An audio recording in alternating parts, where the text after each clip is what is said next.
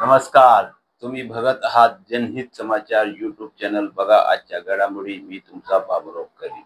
भिवंडीत traffic पोलिसांच्या कारवाई विरोधात रिक्षाचालकांनी मंगळवार रोजी प्रांत कार्यालयावर मोर्चा काढून आंदोलन करण्यात आले। शहरातील ट्रॅफिक पोलिसांकडून रिक्षाचालकांवर होणाऱ्या अन्यायकारक दंडात्मक कारवाईच्या विरोधात मंगळवारी भिवंडीतील रिक्षाचालकांनी जोरदार आंदोलन करत आपला संताप व्यक्त केला। भिवंडी रिक्षाचालक महासंघाच्या नेतृत्वाखाली शेकडो रिक्षाचालक व रिक्षा मालकांनी प्रांत कार्यालयासमोर एकवटून अन्यायकारक पोलीस कारवाई तात्काळ थांबविण्याची मागणी केली। या आंदोलनाचं नेतृत्व कामरेड विजय कांबळे, बालासाहेब ओव्हाळ, गिरीश झवेरी, खालिद शेख, मोहम्मद अयूब खान, वसीम शेख, मकसूद अन्सारी, अख्तर शेख, इम्रान शेख, मेहबूब शेख, महात्मा मस्के आणि इद्रिस शेख यांनी केलं। यावेळी भिवंडीचे खासदार सुरेश म्हात्रे उर्फ बाल्या मामा देखील उपस्थित होते। त्यांनी रिक्षाचालकांच्या मागण्यांना पाठिंबा देताना सांगितलं की हा विषय गंभीर असून लवकरच परिवहन मंत्र्यांची भेट घेऊन ट्रॅफिक पोलिसांच्या मनमानी कारवाईला लगाम घालण्यासाठी प्रयत्न केला जाईल। कामरेड विजय कांबळे यांनी सांगितले की भिवंडीमध्ये सुमारे 40,000 रिक्षाचालक आपली उपजीविका रिक्षा चालवून करत आहेत। यातील अनेक जण सुशिक्षित बेरोजगार असून गरज म्हणून हे काम करत आहेत। मात्र ट्रॅफिक पोलिसांकडून सुरू असलेल्या अनावश्यक आणि अन्यायकारक कारवाईमुळे त्यांच्या पोटापाण्याचा प्रश्न निर्माण झाला आहे। आता बघा उपस्थित नेतेगण काय म्हणतात बघा।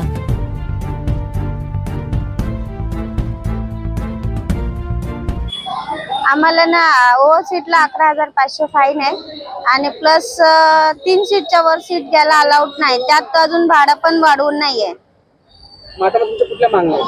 आता आम्हाला एवढीच मागणी की एक तर फाईन कमी करा किंवा भाडं वाढवून द्या आणि फ्रेंडशिप आम्ही पण नाही चालणार, कारण आम्हाला पण परवडलं तर ना आम्ही काय चालायला काय हे नाहीये, पण आम्हाला पण आमच्या ह्याच्यानं आम्हाला हे पाहिजे की फाईन एवढी आम्ही कमवणार किती आणि भरणार किती।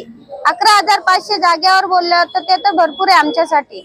त्यामुळं आम्हाला ना जेवढं होईल तेवढं तुम्ही सहकार्य करा आणि आम्हाला जे म्हणजे काय बोलतात ते न्याय द्या, बस एवढंच अपेक्षा आहे, बाकी काय नाही। आज आपण पाहिलं असेल भिवंडीतील रिक्षा चालकांचा जो संप होता आणि खरं म्हटलं तर संप म्हणण्यापेक्षा जी काय काही चुकीच्या पद्धतीत चालू आहे।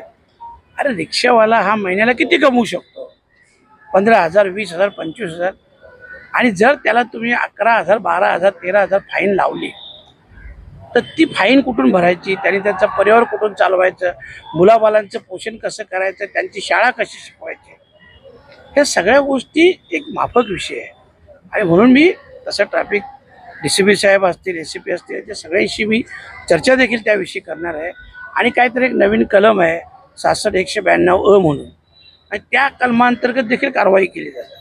खरं म्हटलं तर माझं स्वतःचं म्हणणं आहे की ज्या रिक्षा चालकांकडे परमिट आहेत, लायसन आहे, तर अशा रिक्षा चालकांना काही गोष्टी सुटी मिळायला पाहिजे। अच्छा, रिक्षा चालक हे सर्वसामान्यांची सेवा करतात, सर्वसामान्य लोकच रिक्षात जातात तर इतर लोक जातात का? आपण बसला का पाठिंबा देतो? बसमधून काय स्टँडिंगला लोक जात नाही का? पण ती सरकारची आहे, शासकीय आहे। आणि मग रिक्षा काय आणि रिक्षा चालक काय हे का सरकार नाही आहेत का? सरकारचा एक भाग नाही आहेत का?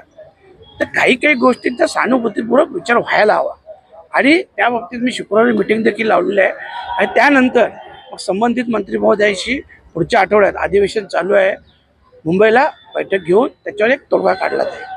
क्या कहना चाहेंगे? जिस प्रकार देखा गया 1 बजे से ऑटो रिक्शा मालक चालक और आपने कुछ यहाँ पे धरना आंदोलन निकाला गया है और धरना आंदोलन क्यों निकाला गया? इसका प्रमुख कारण ये है कि इस दरमियान रिक्शा वालों को टारगेट करके, स्पेशली टारगेट करके उनके ऊपर कार्रवाई की जाए। रोज की जो कार्रवाई है इसके लिए तो हम कोई ऑब्जेक्शन नहीं है, लेकिन स्पेशली टारगेट करके रिक्शा वालों को ही कार्रवाई हो रही है और वो कार्रवाई जो है वो पुलिस स्टेशन मार्फत हो रही है, मतलब ट्रैफिक के मार्फत नहीं हो रही है, पुलिस स्टेशन के मार्फत हो रही है। और हमने जब इंक्वायरी की तो हमको ऐसा मालूम पड़ा है कि उनको आदेश है कि उसको रोज से इसमें केसेस कर रहे हैं, तो उनको हाथ में दिया जा रहा है और उनको बोला जा रहा है कोर्ट में जाओ और कोर्ट में जो है 10,000 भरो या फिर 10,000 वकील को दो, मतलब उसको 10,000 का जो है वो दंड है ही। तो ये जब जो चल रहा है, अगर हम सही ढंग से चल रहे हैं तो हमारी जो हैरेसमेंट चल रही है वो हैरेसमेंट बंद होनी चाहिए। कार्रवाई करें, हम लोग कार्रवाई के खिलाफ में नहीं, लेकिन जिस ढंग से कार्रवाई होनी चाहिए वो तो नहीं हो रही है। दूसरी बात, कार्रवाई टारगेट करके नहीं होनी चाहिए, ये हमारी मुख्य आजच्या बातमी समाप्त होत आहे. उद्या परत भेटूया नवीन खबर घेऊन. आमच्या चॅनल पहिल्यांदा बघत असतील तर सबस्क्राईब आणि लाईक करा. व्हिडिओ चांगला वाटला तर मित्रांबरोबर शेअर करा. व्हिडिओ कसा वाटला त्याबद्दल कॉमेंट जरूर करा. आमच्या चॅनलचे व्हिडिओ तुम्ही पूर्ण बघितल्याबद्दल धन्यवाद. जय हिंद, जय महाराष्ट्र.